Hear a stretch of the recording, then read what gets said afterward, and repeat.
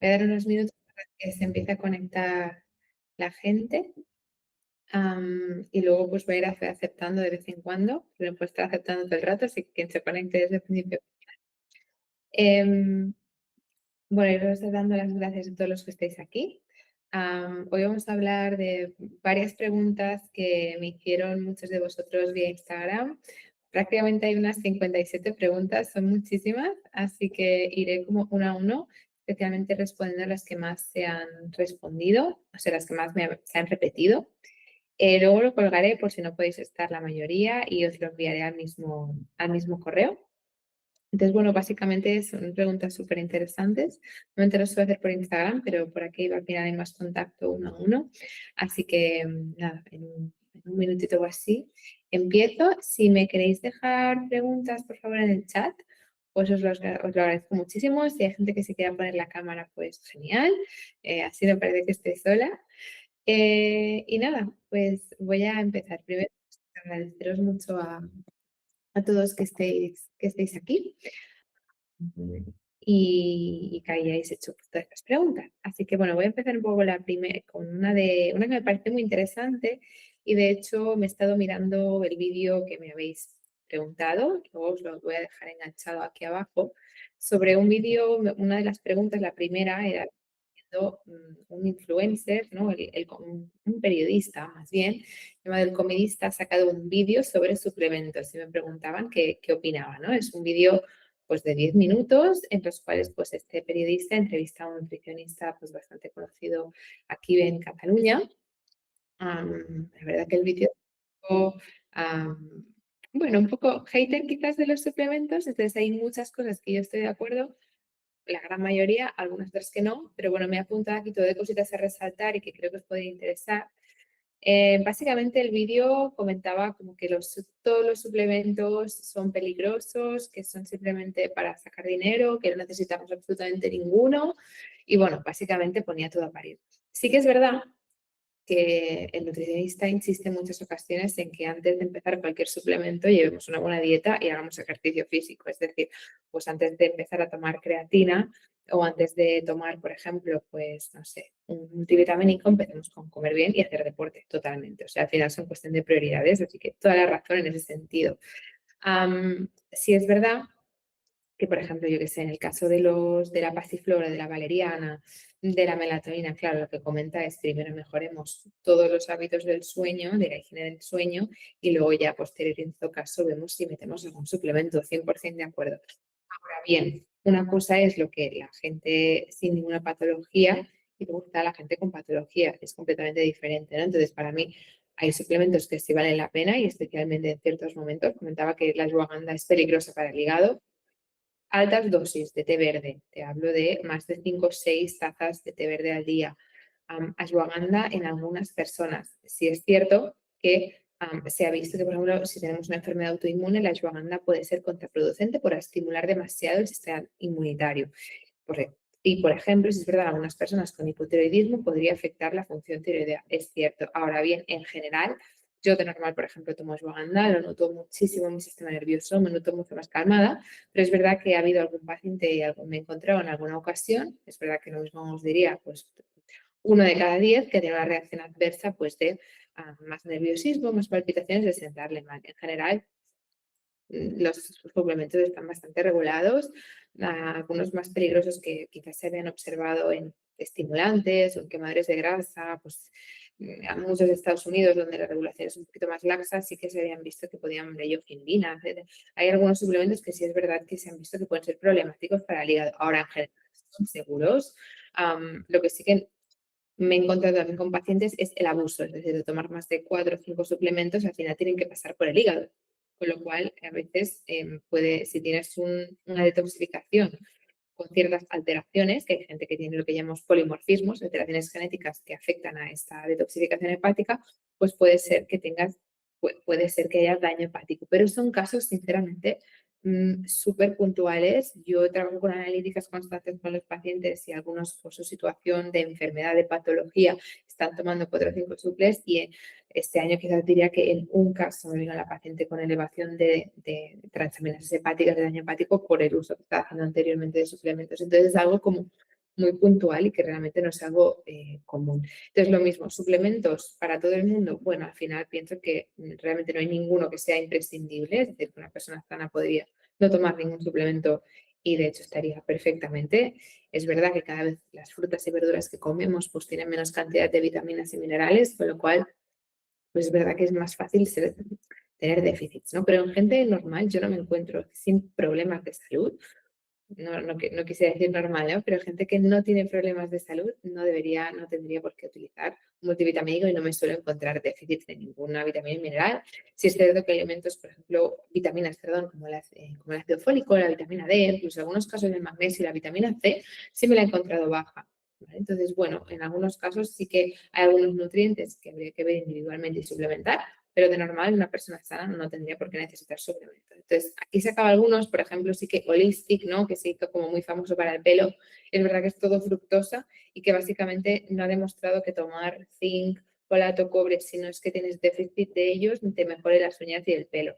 ¿Vale? Entonces, para mí sí que es verdad que Holistic me parece una auténtica burrada porque es muy caro por lo que contiene. Es mejor hacerte un análisis de sangre, ver si tienes déficit en los principales nutrientes esenciales para el pelo, básicamente pues vitaminas de zinc, cobre, vitaminas del grupo B, que suelen ser como los que más lo que están en estos complejos, y si no hay déficit no tienes por qué tomar ese nutriente en concreto, ¿vale?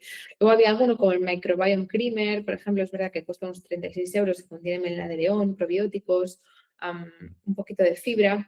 Sí es cierto que, claro, lo venden un poco como que es un engañabobos, que come verdura y ya. Bueno, es cierto que los probióticos en ciertas ocasiones, y lo noto todo, y hay mucha evidencia y muchos estudios en el uso de probióticos en la mejora intestinal, y eso lo vemos todos los días en la consulta, que muestran mejorías en los gases, en la inflamación, la reducción de la sensación de hinchazón, de dolor, y por ejemplo, pues yo que sé, el lactobacillus rhamnosus o Saccharomyces boulardii tienen un montón de estudios donde se ve, por ejemplo, que baja niveles de inflamación, que puede normalizar la diarrea.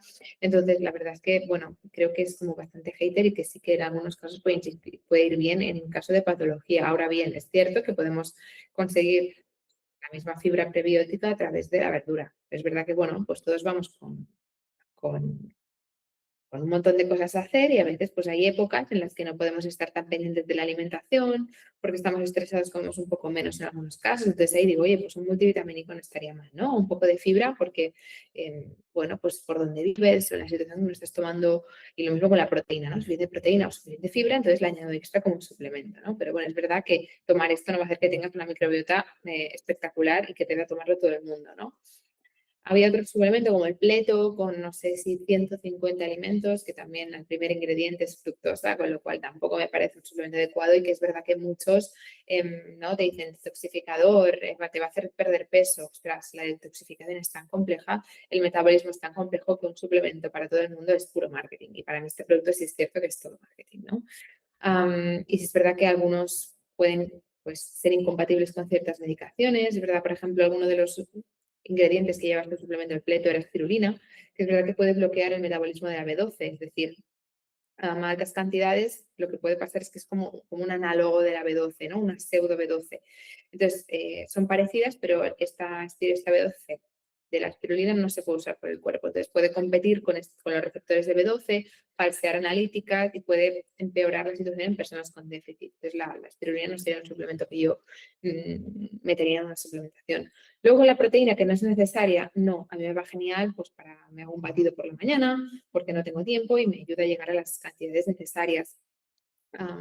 Es verdad que, por ejemplo, pues en deportistas o en gente que no tiene mucha hambre, pues sí que me parece una opción interesante. Así que es verdad que, por ejemplo, otras cosas como el colágeno, es verdad que muchos de los suplementos están financiados por la industria de los suplementos, básicamente, y que es verdad que no hay estudios grandes relevantes con el colágeno que realmente sea de utilidad. Cuando yo lo uso en personas donde tienen restricciones dietéticas, absorben muy mal, necesito aumentar el aporte proteico. En estos casos, entonces, a veces sí que pongo un poquito de colágeno, cuando no toleran ni la proteína vegana, ni la proteína whey, porque no toleran la lactosa. Entonces, en casos así, sí, por ejemplo, lo pongo. Pero es verdad que no es un suplemento que para la piel o articulaciones priorizaría, ¿no? Él insiste mucho en priorizar deporte y realmente ser consistentes, ¿no? Y yo 100% de acuerdo. Pero lo mismo, hay suplementos que sí que son interesantes en patología. Hay estudios uno reciente que se hizo el año pasado con el uso de herbáceos, de glutamina y de probióticos, donde se observaba entre el grupo del ensayo y el grupo de control no era un efecto placebo, sino que claramente, porque al final les daban el mismo una capsulita y era doble ciego. Ninguno de los dos grupos sabía si estaba tomando glutamina o era una cápsula vacía. Y habían mejoras en el grupo que tomaba herbáceos, probióticos, después de un tratamiento de SIBO, ¿no? Entonces, claramente sí que hay un efecto positivo. Ahora bien, creo que se exageran mucho las etiquetas y los claims que se hacen sobre algunos suplementos, ¿vale? Entonces, bueno, básicamente era un poco este apunte que me pareció interesante y ya que me he visto aquí, os comparto un poco.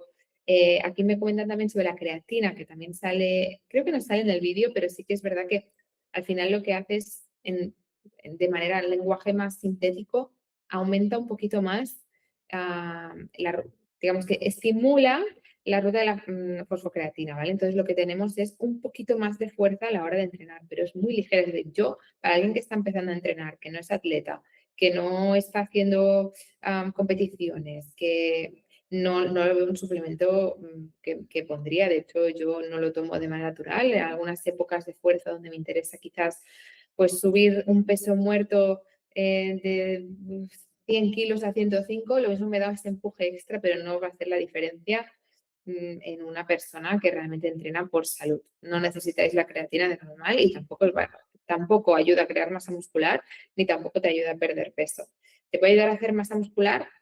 Bueno, pues porque te ayuda a incrementar un poquito más de fuerza, un poquito. En la vida real te digo, es que no lo he notado, quizá en 1 o 2 kilos más, y de ahí pues a más fuerza, más estímulo el músculo y más crece. Ahora bien, mucho mejor invertir en un gimnasio, en un entrenador, en una buena planificación y sobre todo invertir en planificación y realmente ir. Es lo que le falta a la gente al final. Entonces no me parece un suplemento a largo plazo. Y lo mismo lo que comentaba el nutricionista, ¿no? Es verdad que a veces con las terapias tipo PNI, terapias integrativas, que es un poco hater a veces y que ahí encajamos, pero es verdad, ahí chocamos un poco con el que hablaba aquí, ¿no? Julio Basulto, pero es verdad que tiene razón en que hay muchos suplementos que se les ponen beneficios enormes o que realmente se le vende a gente que no lo necesita, ¿no?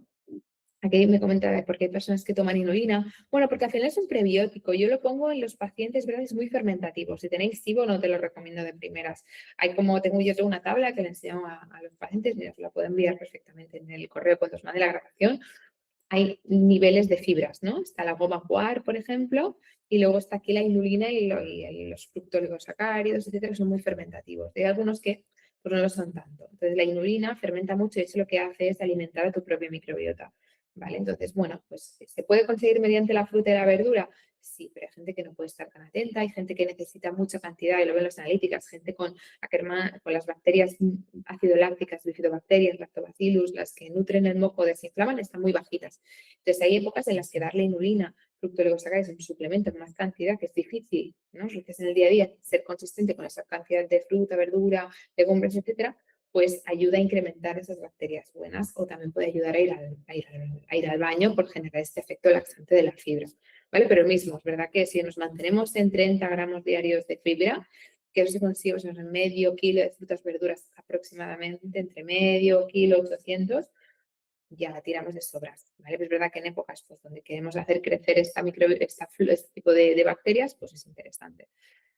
Luego comentaban que si con SIBO activo y histamina alta se puede tomar creatina y proteína. Yo no te lo recomendaría. La proteína, yo lo uso a diario porque no tengo hambre por las mañanas, sino como por las mañanas bajo de peso. Entonces lo utilizo en algunos pacientes y en mí todos los días. ¿Es totalmente innecesaria? Sí, lo hago porque me gustan los batidos, no tengo hambre por las mañanas y quiero hacer esa comida extra. Entonces la proteína mezclada con fruta y un poco de avena en mi caso que la tolero, pues me hago un batido. Entonces es una manera de completar esa proteína al día y me ayuda.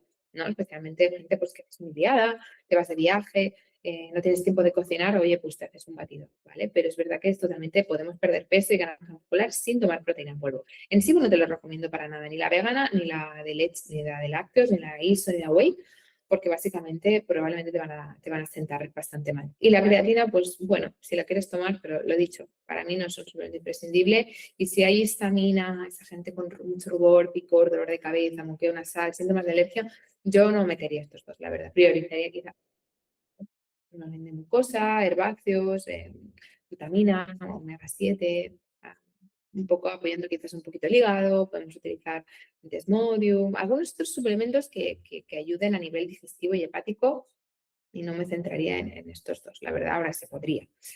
Luego me comentan, había una pregunta que decía que el Raynaud, ¿no? Estas personas, eso suele ser bastante menos común, que tienen, se les corta la circulación a la puntita de los dedos, especialmente cuando hay mucho frío. ¿No? Es lo que llama el síndrome de Raynaud. Y comenta que no le dan importancia a la seguridad social, que se encuentra mal, dolores de cabeza, sin fuerza, debilidad. Entonces, bueno, ¿cuáles son las principales causas en general? Pues estrés crónico provoca esta hiperactivación, ¿no? A nivel del sistema nervioso simpático y que aumenta la vasoconstricción. También pues, puede haber que tus mitocondrias no estén bien, que estés oxidada, que haya inflamación, alteraciones hormonales como exceso de estrógenos o hipotiroidismo, por ejemplo, pueden modular muscular y provocar vasoconstricción en la puntita de los dedos, especialmente con cambios de temperatura. Entonces, aquí lo que hay que ir es saber hábitos, ir a revisar cómo está tu estado digestivo, cómo están tus hormonas y hacer un tratamiento integrativo, ¿no? Pero al final no suele ser la causa, sino es como la consecuencia de un cuerpo inflamado cuando están estas hormonas así. Luego hay otro que también es bastante común comentar, que si se puede corregir la hipocloridria definitivamente. La hipocloridria es verdad que no hay ninguna prueba exacta para detectarla, se hace un poco por sintomatología. Hay personas pues, que debido a una situación de estrés durante mucho tiempo o porque han tenido gastritis durante bastante tiempo también, tienen daño en la mucosa del estómago, pues las células que producen ácido clorhídrico no funcionan correctamente. Entonces les falta acidez estomacal. ¿Qué pasa si falta acidez estomacal? Que no se activan todas las enzimas que se encargan de digerir especialmente la proteína en el estómago, ¿vale? La pepsina, etcétera. Entonces, eso pues acaba provocando que haya mucha lentitud, esa persona que nota mucha pesadez en el estómago, mucha lentitud e incluso reflujo, porque el estómago tiene que estar en un pH muy ácido, ¿no? Y en cambio el esófago un pH más alto. Entonces, si no hay esa diferencia de pH es porque el estómago es demasiado alcalino, estas válvulas pueden abrirse por la falta de diferencia de pH y que suba la comida. Lo veo muchísimo. Entonces, básicamente lo que hay que hacer es apoyar la mucosa gástrica si hay gastritis, glutamina, melena de león, comino negro, zinc carnosina para cicatrizar ese estómago y luego dar poco a poco betaína para reacidificar ese estómago, porque si no lo tenemos ácido, aparte de eso, lo que ocurre es que no neutralizamos correctamente parásitos, porque deben morir en el estómago por esta acidez tan grande. Entonces, si no tenemos el estómago ácido, van a llegar bacterias y parásitos que deberían haber muerto y neutralizado en el estómago, vivos al intestino, causar SIBO, parasitosis intestinal. Además, ese ácido también es vital para poder absorber vitamina B12, hierro, calcio. Entonces, básicamente lo que hay que hacer es tocar mucosa, ayudar a corregir ese sistema, ¿no? Conectar más con ese sistema parasimpático del descanso, sea con meditación, con respiración, bajando el ritmo, que a veces es lo que más cuesta, ayudar con clorhidrato de betaína muy poquito a poco y ir tratando las mucosas y en principio tendría que irse solucionando. Em, Comentan también, entre varias preguntas, un suplemento para amenorrea hipotalámica cuando se nos va la regla durante más de 3 meses y no hay otra causa, como un síndrome de ovario poliquístico o un embarazo, cualquier otra causa, de tipo de enfermedad diagnosticada, digamos que está ocurriendo una amenorrea hipotalámica y suele ser, especialmente en mujeres deportistas, suele ser porque se hace mucho deporte y no se come lo suficiente o porque hay mucho estrés. Digamos que evidentemente que el ciclo menstrual tiene muchas funciones en nosotras, pero a nivel biológico tiene un sentido reproductivo, con lo cual el ser humano está hecho para que en momentos de estrés lo que priorice es la supervivencia de tu cuerpo. Entonces, evidentemente, si estás con mucho estrés o falta de alimento, tu cuerpo ¿qué va a hacer? Guardar energía. Entonces, evidentemente, tu cuerpo va a decir, no estamos preparados para que tener un bebé. Entonces, apaga esa conexión cerebro ovarios y dejamos de tener la regla por este guardar recursos, ¿no? Y implementarlos para la supervivencia. Entonces no hay ningún suplemento para la amenorrea hipotalámica. Lo que hay que hacer es un trabajo de, primeramente, introspección, primeramente ir al ginecólogo, ¿no? Y que nos revise que no haya ningún tipo de problema otro físico, que no haya quistes, que no haya un síndrome de ovario poliquístico, que descarte cualquier otro tipo de problema, pues que puede haber una hiperprolactinemia, bueno, puede haber otras situaciones raras, pero pueden haber al ginecólogo, que tengamos ese diagnóstico de amenorrea hipotalámica Y luego, por supuesto, uno de los puntos, pues para mí sería hacer esta introspección, decir, vale, ver si estoy comiendo quizá demasiado poco, quizá un nutricionista, ¿no?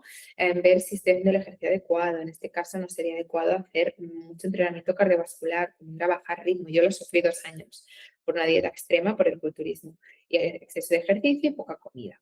Bueno, tarda un tiempo el cuerpo en reajustarse, ¿no? Porque darle la señal al cuerpo de que está todo bien, que no hay escasez, habrá que subir el porcentaje de grasa, estar por el mínimo en un 25% de grasa, darle el alimento suficiente, hacer más entrenamiento de la fuerza que cardiovascular. Y por supuesto aquí también tratar intestinos. Si hay problemas digestivos, es posible que tú todo lo que comas lo absorbes. Yo siempre digo que no eres lo que comes, sino lo que absorbes. Si tú estás comiendo muchísimas calorías, pero tu intestino está fatal, no absorbe bien, pues vas a bajar de peso y evidentemente tu amenorrea no se va a solucionar. Debes solucionar la parte digestiva y luego poco a poco ir ayudando. ¿Algún suplemento que pueda ayudar? Bueno, te diría que hagas entrenamiento de la fuerza porque cuando no tenemos la regla, no tenemos como en menopausia, no tenemos estrógenos, con lo cual esos estrógenos lo que hacen es apoyar nuestro hueso. Sin estrógenos vamos a sufrir de osteoporosis y osteopenia. Entonces, vital, pues buen consumo de calcio, buen consumo de vitamina D, de vitamina K, para apoyar este hueso, entrenamiento de la fuerza, moderado y comiendo lo suficiente.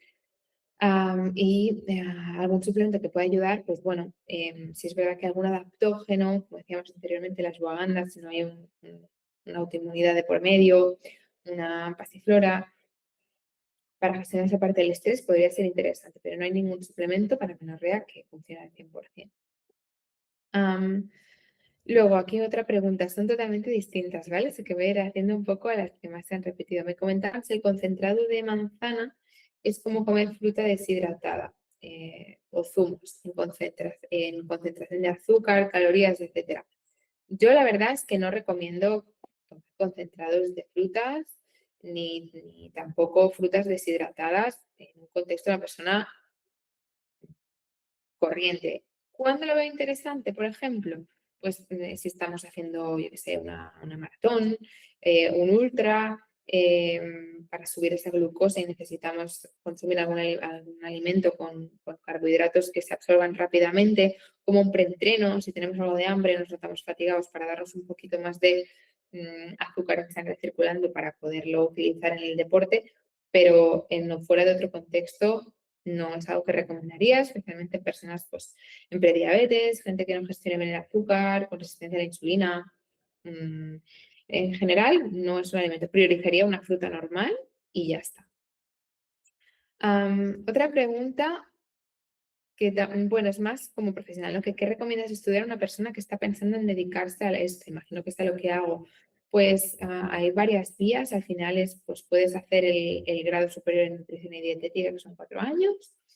Em, y luego está, y que te puedes colegiar pues, en el colegio de nutricionistas. Luego también está la FP de dietistas, que también hay un colegio de dietistas, que es una FP de 2 años, de un grado superior. Y luego, pues con esto estás habilitado para poder hacer dietas. ¿Vale? Y luego, después de esto, que no te enseñan nada integrativo, pues hay distinta formación. Puedes seguir a Integra en Instagram, Integra Health, que es una plataforma educativa que, bueno, estamos poco a poco construyendo este año y a ir sacando más noticias. Pero al final lo que yo llegué a estudiar, pues estudié, por ejemplo, másters especializados en salud digestiva, tenéis escuelas muy buenas, como por ejemplo el CEAN, tenéis Sosana, tenéis, por ejemplo, yo estudié también en la SESAP, también tenéis ICNS, que también he hecho cursos ahí. Vamos a estudiar un poquito pues esta parte integrativa y hay distintas fuentes, ¿no? Está la nutrición ortomolecular, como la SESAP, está la psiconeuroinmunología, que tiene Regenera, Xavier Verdaguer, tenéis Nurecol, con la Academia Soy Pro. Toda esa parte de nutrición ortomolecular, psiconeuroinmunología, que te ayudan a darte un poco ese enfoque integrativo, ¿no? Y al final para mí es intentar aprender de todo sin centrarnos solamente en un tipo de abordaje, ¿no? Siempre estoy súper abierta a aprender de medicina china, a aprender también de Ayurveda y estar siempre súper abierta, ¿no? Pero vaya, la parte que hemos estudiado, ¿no? Y que nos dedicamos un poco a esta parte de nutrición integrativa y digestiva, pues es esa parte de nutrición funcional, medicina molecular y psiconeuroinmunología y coger un poco lo que te parece lógico de cada una y haces al final un poco tu metodología. Hay una pregunta que comentan ¿Por qué smoothies con frutas sí, si los zumos liberan mucho azúcar? Yo los smoothies, la verdad es que es algo que a mí me gusta bastante. Sí que, como siempre digo, no en casos donde si buscamos pues perder peso, tenemos síndrome metabólico, esa gente que no gestia muy bien el azúcar, que te da mucho bajón después de comer azúcar a la hora, 2 horas, no os lo recomendaría, ¿no? Porque al final cuando tú coges una verdura o una fruta o un carbohidrato y lo licuas, lo que hace es que le quitas trabajo, aceleras mucho el tránsito intestinal porque a tus enzimas y tus bacterias le toma muy poco tiempo procesarlo. ¿Qué ocurre? Que se absorbe súper rápido y entonces al ser carbohidrato que se sube muy rápido, te pega una subida de glucosa, un chute de insulina y muy probablemente provoque esos picos de glucosa indeseados que si se mantienen mucho, mucho en el tiempo, no se ha entrenado antes, etcétera, pues el azúcar en sangre se mantiene en sangre mucho tiempo y luego cuando baja por ese chute de insulina te da este bajonazo, que es lo que suele pasar a mucha gente que no regula muy bien la glucosa. Entonces, en esos casos no, pero en algunos casos sí, por ejemplo, como digo, gente que no tiene mucha hambre o que te facilita la comida, pues al final sí lo veo una opción interesante. Ahora bien, pues yo lo que intento hacer es que no pongo fruta y proteína, intento ponerle crema de frutos secos, carbohidratos integrales, y aunque esté triturado, pues es verdad que la absorción es muchísimo más lenta, ¿vale? Entonces, al final, pues en algunos no es lo mismo que un zumo, que el zumo simplemente lleva azúcar, aromas y algo de un 5% de melocotón, entonces es puro azúcar. Entonces, para mí los smoothies que me hago yo llevan carbohidratos integrales, llevan proteína, llevan grasas de calidad, entonces no es lo mismo con un zumo puro que solo te aporta azúcar y ya está. Luego hay otra pregunta, que ¿por qué la carne roja me sienta tan mal? Bueno, aquí puede haber muchas posibles causas. Primero, si tienes un intestino inflamado, pues lo mismo hay que empezar un poco a trabajar esa microbiota, ver si hay SIBO, hacer un análisis ¿no? Primeramente ver tus hábitos, cómo entrenas, tu nutrición, cómo es tu día a día, ¿vale? Una vez esto ya cuento que está hecho, pues revisar el sistema digestivo y descartar cualquier patología, celiaquía, parásitos, etcétera. Ahora, hay mecanismos porque la carne roja te puede sentar mal. Varias cosas, a veces pues por ese hipocloridia que hemos dicho, falta de ácido en el estómago, no sé, la carne roja es muy fibrosa por lo general, pero pues es muy lenta a digerir en el estómago, te sienta pesadez, llega mal digerida al intestino y te fermenta. Eso puede ser una posible causa.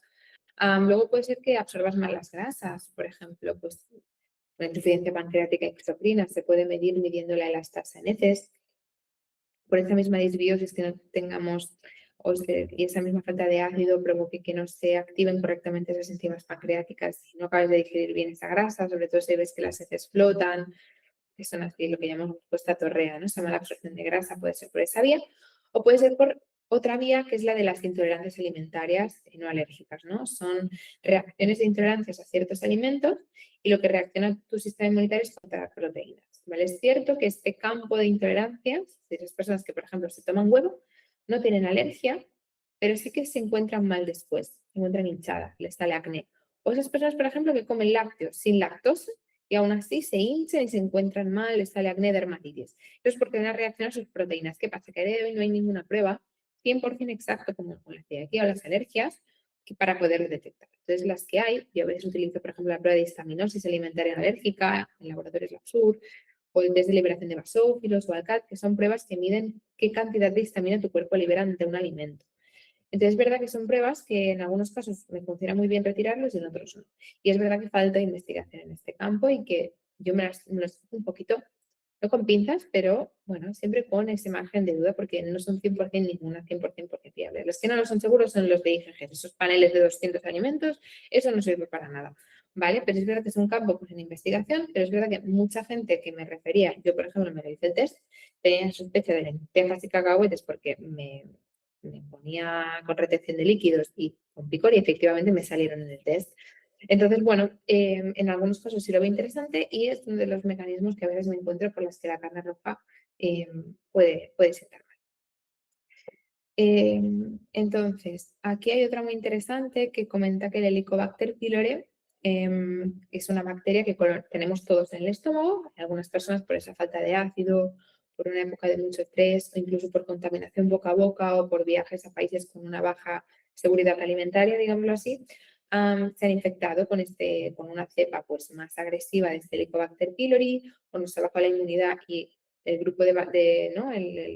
todo el género del Helicobacter pylori, que debería de estar ese nicho de bacterias pues muy controlado, ha sobrecrecido en exceso, provocando sintomatología. Y esta bacteria lo que hace es trepanar el estómago, provocando úlceras, gastritis, etcétera. Entonces, hay dos abordajes, el convencional, que es con terapia cuádruple, y se utilizan varios antibióticos, omeprazol, es bastante fuerte. Mucha gente que viene a nuestra consulta viene porque ha estado con uno, incluso dos tratamientos y que han arrasado con su microbiota, se han cargado el pylori, pero claro, son muchos antibióticos por mucho tiempo. Entonces, eso provoca un arrastre enorme de la microbiota buena porque no es un antibiótico que sea exclusivo para pylori, sino que se carga mucha bacteria buena. Entonces comenta que esta paciente, por ejemplo, ha sobrevivido, se ha hecho el tratamiento, pero no le ha funcionado, sigue la bacteria ahí persiste. Entonces, no repitáis, por favor, que me lo pregunta, ¿cuándo? No lo repitáis. Primeramente, en un caso así, hay laboratorios, nosotros trabajamos con ellos con teletest, por ejemplo, que lo que te hace es una muestra de heces para ver qué cepa exacta tienes tú en el estómago y mira si es sensible a ciertos antibióticos. Hay mucha resistencia a la claritomicina, por ejemplo, antibiótica, es decir, por el abuso de antibióticos en animales y en personas, nuestros bichos están evolucionando y cada vez se vuelven más resistentes a los fármacos. Entonces, se evalúa qué cepa tienes y a qué antibiótico es sensible, ¿vale? Y eso es importante que se haga porque si tú estás dando un antibiótico al cual ya sabemos que tiene resistencia, evidentemente no va a funcionar. Entonces, nunca repetirlo una vez tras otra. Aquí lo que habría que hacer en este caso es tratar mucosas. Nosotros solemos hacer unos de 2 a 6 meses de mucosas, significa como hidratar ese estómago, hacerlo fuerte para que tu el mismo estómago sea capaz de producir ácido clorhídrico que va a luchar contra ese Helicobacter pylori. Podemos dar una cepa que se llama Lactobacillus reuteri, que produce una sustancia llamada reuterina, que ayuda, y tiene evidencia científica, que ayuda a luchar contra este pylori.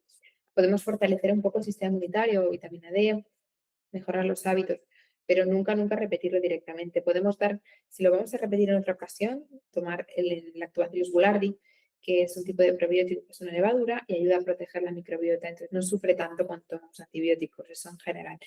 Pero nunca, nunca, nunca repitáis el tratamiento 2 veces seguidas. Por favor, hay maneras naturales de poderlo solucionar y si no se puede de maneras naturales, se puede hacer un acompañamiento para ganar efectividad en este tratamiento. Al final, para mí, en mi equipo y les intento transmitir siempre, no es o suplementos o medicamentos, ¿no?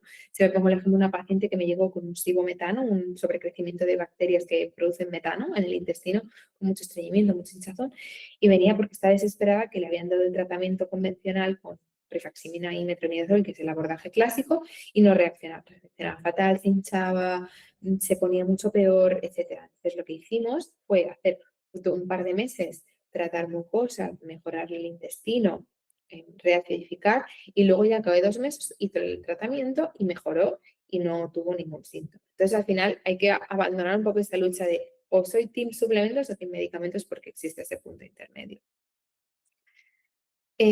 Comentan parásitos en niños recurrentes, que el médico manda a Lomper y ya está. A ver, es verdad que, claro, cuando están los niños en contacto con otros niños, pues es más fácil que haya esta infección, especialmente de pequeñitos, donde hay muchas infecciones recurrentes. Es cierto que el Lomper y el Trilombrin solo afectan a los parásitos, entonces no hay un daño a la microbiota, ¿vale? Un Lomper, que es el típico tratamiento para los parásitos, no afecta a la microbiota, al resto, no es tan dañino como un antibiótico. Entonces, bueno, tranquilidad por esa parte. Pero sí lo que se puede utilizar en niños, yo no soy especialista en niños, pero sí en el equipo tenemos pediatra y nutricionista especialista en niños, entonces pues se puede dar cositas para apoyar ese sistema inmunitario, ¿no? Que lo que hay que trabajar lo mismo, pues el niño no hubo una correcta transmisión de bacterias en el nacimiento o quizás en vez de darle lactancia le hemos dado biberón, no era de calidad. Bueno, también no hay que echar aquí las culpas de, ¿no? Los padres, no hay niños, pues que lo mismo nacen con un sistema inmunitario un poquito más flojo y le hemos intentado hacer todo bien y ya está, ¿no? No es cuestión de culpa, pero sí fortalecer esta microbiota, se pueden dar probióticos, se puede dar prebióticos como por ejemplo, el HMO, que contiene un tipo de fibra que ayuda a crecer los bifidobacterias y fortalecer el sistema inmunitario. Se puede dar hifas de terra, todo lo que viene siendo, ahora no me sale el nombre, pero todo lo que son micoterapia, ¿vale? Melena de león, tiene un montón que también estimula el sistema inmunitario. Luego es súper interesante en niños, sobre todo fortalecer. Yo, por ejemplo, tengo a mi perro con micoterapia de esta marca de Islas de la Terra para fortalecer ese sistema inmunitario. Entonces, bueno, pues es normal y sobre todo si tenéis parásitos, que es muchos de los síntomas suelen ser ese, este picor anal, sobre todo por la noche, diarreas, sensaciones de prurito y de, incluso de movimiento en la zona, pues hacer un test de PCR para ver si de parásitos, que es el más fiable. Y lo que hay que hacer es hacer un tratamiento ahora y otro al pasados 2 o 3 semanas, por si quedan huevos, hacer limpieza también y limpiar todo con agua súper caliente, sábanas, ropa y hay que desparasitar a toda la familia y a los animales, no solamente al niño, ¿vale? Padres, hermanos y lavar toda la casa a fondo porque se pueden quedar huevos y reinfectarnos de nuevo. Um, Otra pregunta decían que si recomiendo tomar antibióticos convencionales para el SIBO de hidrógeno y metano. Si SIBO es personas con mucho estreñimiento, con mucha sensación de hinchazón, ¿vale? En muchas ocasiones lo que está ocurriendo es que hay un sobrecrecimiento de las arqueas, que son unos microorganismos que producen metano y bloquean ese sistema, ese peristaltismo, ¿no? Ese movimiento de las heces desde el estómago, bueno, que empieza a formar el bolo hasta el final, ¿no? Entonces, la verdad es que para el SIBO de metano, en la gran mayoría de casos sí que en el equipo solemos utilizar antibióticos convencionales porque son muy fuertes. Ahora bien, esto en un contexto, ¿no? No es dar antibiótico y ya está, sino es tratar un poquito el biofilm con enzimas para ayudar a que romper un poquito ese moco intestinal y penetrar correctamente el antibiótico dentro y cargarnos esas arqueas. Quizá hacer una dieta un poquito más baja en fibra con FODMAPs para ayudar a que haya menos fermentación y menos hinchazón. Podemos dar un poquito de chía, por ejemplo, magnesio para ayudar a laxar, porque si no vas al baño todos los días, aunque tomes el antibiótico no vas a ser limpio. Hacer una buena dieta, ir al baño todos los días. Mm, lo que hay que hacer al final no es que estén contra los antibióticos, pero hay que meterlos dentro de un contexto para que no sientan mal, no sienten mal y haga efecto, ¿no? Porque al final, si solo damos antibióticos, vamos a dar una tanda tras otra y nunca nos vamos a encontrar bien. De hecho, hay un estudio también reciente que se hizo la comparación de un grupo que tomó antibióticos y ya está, versus otro grupo que tomó antibióticos y luego siguió durante un mes con herbáceos como orégano, berberina, un complejo mix, como un clean test, etcétera, acompañado de probiótico, acompañado también de goma guar hidrolizada de Max Fibra. Y se observó que aunque ambos grupos no hubo diferencia en la negativización, sí que el grupo que a posteriori de los antibióticos hizo todo este tratamiento integrativo de mucosa al final, de rehidratación, de repoblación de bacterias buenas, mediante el probiótico y mediante su alimento, que será la goma guar, que es un prebiótico, es alimento de los bichitos, mejoraba muchísimo más los síntomas, que al final es lo que nos importa, no nos importa tener un test negativo y seguir con síntomas.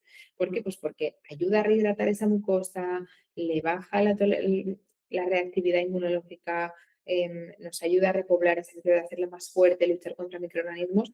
Entonces lo que nos interesa es precisamente eso. Y sí hay evidencia. Así que bueno, sería un poco la respuesta. Comentan si es necesario el cardio, con fuerza vamos bien. A ver, al final, el marcador de V2 max y la capacidad cardiorrespiratoria es vital a nivel longevidad. O sea, es uno de los es uno de los exámenes que se hacen, una prueba de esfuerzo y valorar cómo es tu gestión del oxígeno, cómo es tu metabolismo. Es una prueba clave en casos con el objetivo de longevidad, ¿no? Entonces, por supuesto que la salud cardiovascular es vital, para mí igual de importante que la fuerza. Lo que pasa es que he insistido mucho últimamente en la fuerza porque durante muchos años era como cardio, cardio, cardio, cardio, cardio. Entonces he insistido mucho en la fuerza, especialmente en las mujeres, que era como un tema tabú, ¿no? Entonces al final para mí es 50-50, que lo ideal sería pues un par de sesiones de HIIT a la semana y 2 o 3 sesiones de fuerza. Lo podemos hacer incluso en el mismo día, ¿no? Sobre todo primero la fuerza y luego la parte cardiovascular. Pero los dos son importantes. ¿Fuerza cuántos días a la semana? Dependerá que un poco de los objetivos. Yo os diría que un mínimo 2 y una recomendación pues de 4 veces si podemos, ¿no? Incluso 5 si nos apetece. Ahora bien, yo prefiero pues, que en vez de estar 5 días en la sala, quizá hagamos pues, un día yoga, 3 días fuerza y un día cardio, por ejemplo, ¿no? O 2 días cardio junto con la fuerza. Intentar un poco darle esa importancia pues, a la movilidad, al cardio y a la fuerza y que una sesión podemos hacer mitad fuerza, mitad cardio, pero al final un poco a la par. Em, ¿Algún suplemento que ayude a calmar el estrés? Sin ashwagandha podemos utilizar GABA, valeriana, pasiflora, rodiola, esos suplementos vitamina B6, trionato de magnesio.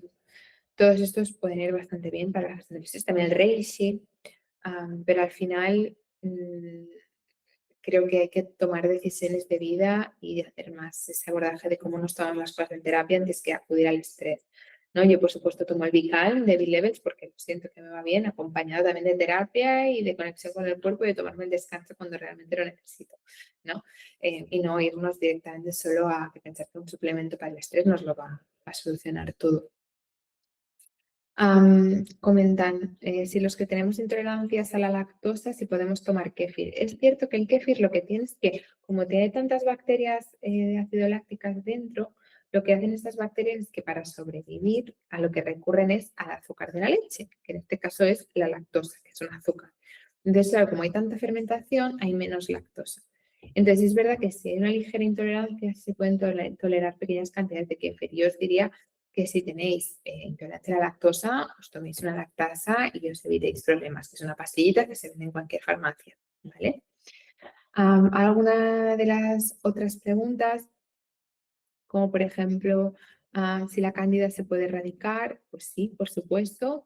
Sí que es verdad que la cándida en el intestino me la he encontrado muy pocas veces. Creo que en redes se habla mucho de, no, si sientes ansiedad por el azúcar, es vital seguramente tienes cándida, seguro. En muchos casos es pues, por ansiedad del día a día, por una mala regulación de la microbiota, porque hay una mala regulación de las hormonas de la leptina y grelina que regulan el hambre y la saciedad. Hay otras razones, bajones de azúcar, porque no tenemos una buena dieta. Realmente presencia de cándida intestinal hay muy poca. Me lo encuentro muy poco en la consulta. Así que a nivel vaginal, que es lo más común, eso sí en mujeres, pues por supuesto se puede erradicar. Entonces habría que ver si llevas muchos tratamientos, hacer una muestra PCR para ver qué tipo de cándida, porque hay cándida albicans, glabrata, hay muchos tipos diferentes. Entonces habrá que hacer un tratamiento diferente. Es que son tratamientos de un mes seguidos con antifungos específicos, bajar un poquito el azúcar, no hace falta hacer dietas cetogénicas. Se puede utilizar ácido bórico, se puede utilizar aceite intravaginal ozonizado, tratamientos con ozono local.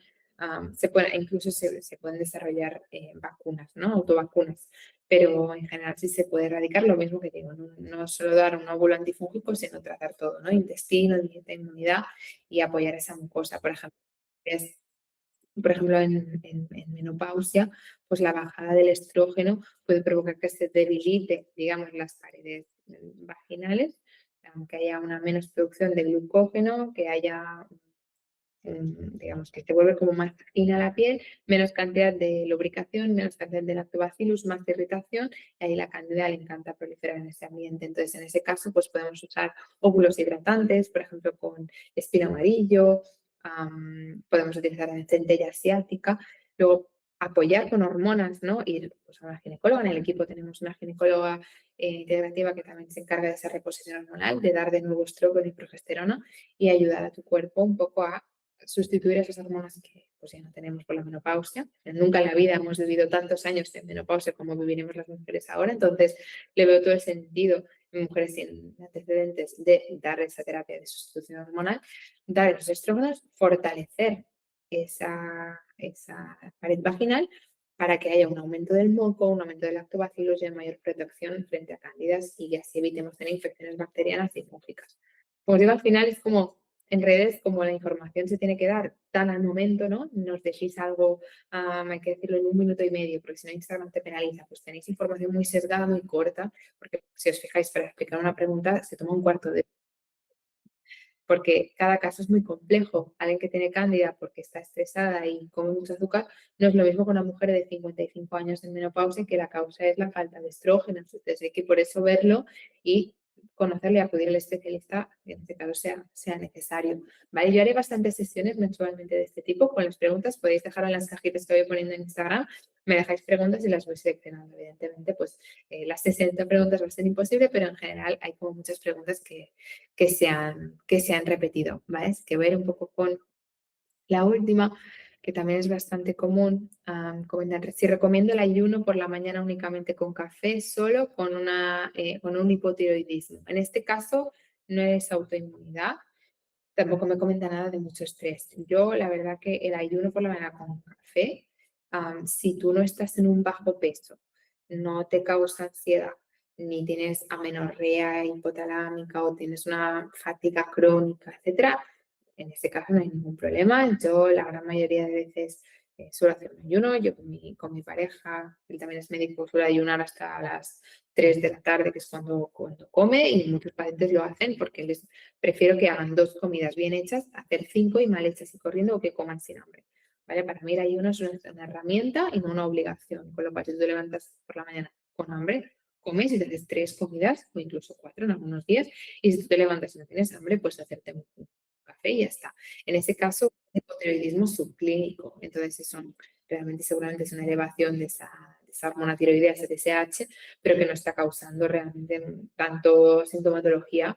Entonces, en ese caso, yo no vería el por qué quitar el ayuno si no es que te causa un estrés o te causa ansiedad realizarlo, ¿no? Si es verdad en casos, pues, como os digo, de autoinmunidad, de bajo peso, amenorrea hipotalámica, mucho estrés, mucha ansiedad, quizás no sería la mejor idea hacer un ayuno largo, pero uno de 12 horas, 14 horas sin problema. Es al final coger las recomendaciones que vosotros veis y pasaros por el filtro personal de cómo me siento, ¿no? Y en qué momento estoy vital, ¿no? Por ejemplo, pues lo mismo una persona pues, que se puede levantarse, no tener hambre, y luego, pues, oye, me quedo embarazada, estoy lactando y necesito mucha más energía, o me pongo a hacer una competición, necesito mucha más energía, entonces ahí ya vuelvo a meter un desayuno porque noto que si no lo meto me voy de peso, o me noto más cansado, que no rindo bien en el trabajo, no rindo bien en el deporte. Entonces, lo que intento como incentivar es esa conexión con uno mismo y conectar con esas señales de hambre y saciedad y hacerte tu propio plan y no simplemente seguir una indicación porque María lo ha dicho en Instagram o porque X persona que sigo en Instagram lo ha dicho. Al final es pasarlo por tu filtro de tu lógica y interesarte, ¿no? Al final, si vas a construir una casa, pues vas a ir a coger distintas opiniones, vas a estudiar un poquito por tu cuenta, vas a tomar la decisión, ¿no? No simplemente vas a ir a ciegas con una única persona que te diga que esto es así y ya está. Entonces, pasarlo por el filtro, pero con el ayuno, al final no es algo obligatorio, no porque ayunéis 2 horas más, vas a ser 10 años más longevo, porque hay muchas cosas que intervienen en la salud, ¿vale? Así que, bueno, voy a hacer estas sesiones más regularmente. Muchísimas gracias. Os voy a enviar un correo de la grabación. Que sepáis pues, que tenéis las consultas de nutrición integrativa, la vitalidad en la web. Tenéis ahora un servicio de medicina integrativa con pediatría, ginecología, endocrinología y ginecología. También entrenamiento y psicología en caso que necesitéis ayuda. Tenéis la llamada informativa que os la dejo en el correo gratuita. Así que muy agradecida por todos los que habéis estado. La verdad que voy a ir haciendo estos directos más regularmente porque la verdad que me lo paso súper bien y disfruto muchísimo y es súper guay que estar en contacto con vosotros más allá de publicar y ya está. Muy agradecida. Voy a acabar de resolver aquí algunas preguntas, ¿vale? Ahora que me quedan unos minutitos para resolver estas preguntas que me habéis dejado en los comentarios, que no los había visto, que me han quedado un par sin responder. Me decís, ¿tienes algún consejo tanto de pruebas como suplementación o alimentos en caso de hígado graso y metilación lenta? Muy interesante este caso. Am, Se pensaba anteriormente que los casos de hígado graso pues era simplemente por un consumo de alcohol. Entonces se empezó a ver que muchas personas que tenían hígado graso no consumían alcohol. Entonces se observó que, bueno, en muchos casos puede ser porque tengamos un polimorfismo que se llama en el gen de la metilación. ¿Cómo lo vemos? Es una prueba genética después de una torunda o un bucal o una extracción sanguínea. Un 40% de la población tiene esa mutación en el gen. Entonces, eso hace pues, que más tendencia a hígado graso, más tendencia a tener más sensibilidad al estrés, más sensibilidad a los fármacos, a los tóxicos en general. ¿Y cómo lo vemos en la analítica? Podéis haceros una analítica de sangre y veréis que la homocisteína está alta, quizá la B12 un poquito baja. Entonces, pues, estos serían un poco los síntomas y ya luego la prueba exacta sería, pues, hacernos la prueba, ¿no? Es importante tenerlo en cuenta porque si tenemos una hemocisteína muy elevada, consecuencia de esa mala metilación no tratada, aumenta el riesgo cardiovascular, especialmente si hay predisposición y colesterol alto. Entonces, aquí vital en metilación alterada, tomar vitaminas del grupo B metiladas, podemos tomar también SAMe, que nos puede ayudar a metilar mejor, creatina también puede ir bien para metilar correctamente. Entonces, en casos de hígado graso, por supuesto, mira, ves, aquí un caso de homocisteína alta. Al final es llevar una buena dieta en general, hacer deporte, tener una buena composición corporal, es decir, tener un porcentaje de grasa en caso de mujeres por debajo del 30%, en caso de hombres por debajo del 25%. A ver un poco cómo regulas tú el azúcar, ¿vale? Quizás si estás un poco por encima del peso, lo mismo hay más sensibilidad a la insulina, habría que ver a nivel personal, ¿no? Y ver si hace falta hacer un poco de déficit calórico para ayudar a perder un poquito esa grasa, especialmente visceral. Para ver un poco composición corporal, yo no os recomiendo hacer bioimpedancia, os recomiendo mediroslo con un picómetro o buscarlo por internet, que es la vuestra pareja o un profesional que sería lo ideal, ¿no? Que os tome las medidas o un escáner DEXA, que a veces lo mandamos en consulta, que es un escáner completo que mide qué cantidad de grasa visceral, porque infraestima mucho. Esas típicas de gimnasio, el body scan, las tanitas, yo me hice una el mismo día DEXA y otro día un body scan y quizá de porcentaje de grasa me salió un 20% en la DEXA, que es la más fiable, y un 14 en la de la Tanita, el body scan. Es decir, que infraestima muchísimo, ¿no? Y entonces no es una manera óptima para medirlo si te va a dar un dato que no es real porque confunde grasa con agua. Entonces, bueno, hacer una buena medición y en caso que sobre grasa y falte músculo, pues invertir a esa situación, intentar ganar más músculo, perder más grasa, medir qué tal, medir si hay sensibilidad, resistencia a la insulina y resolver eso. Vitaminas del grupo B, mejorar intestino y en principio debería de normalizarse ya ese hígado graso. Mm, Aquí dice, tengo SIBO de metano alto y si es normal dar positivo en la segunda prueba de SIBO tras los antibióticos. Sí, es que prácticamente el 50% de la población a los 6 o 9 meses recae en SIBO. Entonces, por eso es importante, es normal, depende de la cantidad de bicho que tengas. Normalmente cuando te haces una prueba de SIBO, que a ti te dan un azúcar, te dan lactulosa o glucosa, entonces te van midiendo a las 3 horas por aire qué cantidad de hidrógeno, metano y sulfuro en algunos casos se libera. ¿Por qué? Porque tus bacterias del intestino cogen ese azúcar, fermentan, expulsas ese gas que estas bacterias generan vía pulmón y es lo que medimos oral. Entonces, por eso, entre el minuto 0 y 90, que es que todo el paso del estómago al intestino hasta que llega al minuto 90 en el intestino grueso, medimos si se eleva. Si se eleva más de 20 de hidrógeno, es positivo en hidrógeno, si se eleva más de 10, es positivo en metano porque hay mucha cantidad. Hay gente que en vez de 10 de metano partes por millón llega a 120. Claro, probablemente vayas a necesitar más de 2 o 3 tandas. Entonces, ahí lo que hacemos en consulta, lo que más recomiendo es hacer una combinación entre antibiótico pautada por el médico y herbáceos. Ir haciendo en combinación e ir trabajando poco a poco y ir haciendo que vayas al baño todos los días. Eso sí, si hay síntomas de estreñimiento y hinchazón. Si te das SIBO positivo y no tienes síntomas, eso me da igual.